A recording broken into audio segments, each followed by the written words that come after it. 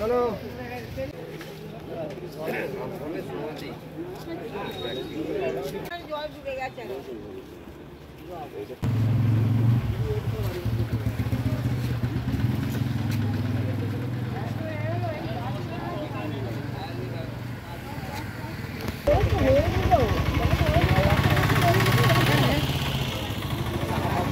চাপা পড়ে গেছে ঘাসটায়।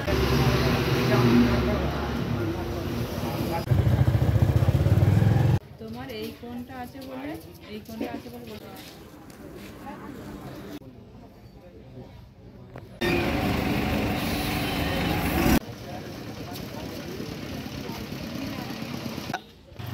ওই ভোর আমরা 4:15-20 এরকম টাইম করে, মানে হঠাৎ রাত্রেবেলা আমরা এতে শুয়ে আছি, দেখি একটা আওয়াজ হচ্ছে ইলেকট্রিকের আওয়াজ হওয়ার পর করে আওয়াজ হলো। তারপরেই ইলেকট্রিকটা চলে গেল, বাস্ট হলো এখানে। তারপরেই কিছুক্ষণ পরেই দেখি একটা গাছ পড়ার মতন আওয়াজ, বিকট আওয়াজ। আমরা বেরিয়ে আসছি, তখন এই গাছ অলরেডি পড়ে গেছে, দোকানগুলো হয়েছে, বাড়ির এরকম উপরে পড়েছে, বাড়ির ক্ষয়ক্ষতি হয়েছে। গাছ মানে আমরা তখন তো বাড়ির ভেতরে বুঝতে পারিনি, কিন্তু আস্তে আস্তে অনেক দিন ধরেই গাছটা হয়ে আছে। এবার সেই হিসাবে আমরা করছিলাম, এখানে ওখানে সব রিপোর্ট দিচ্ছিলাম গাছটা কাটার জন্যে, কিন্তু কাটা হয়নি তখনও।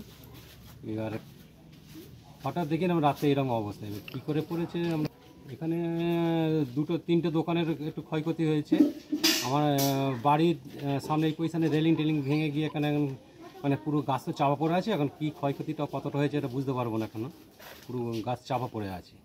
আমার নাম সৌমেন দাস।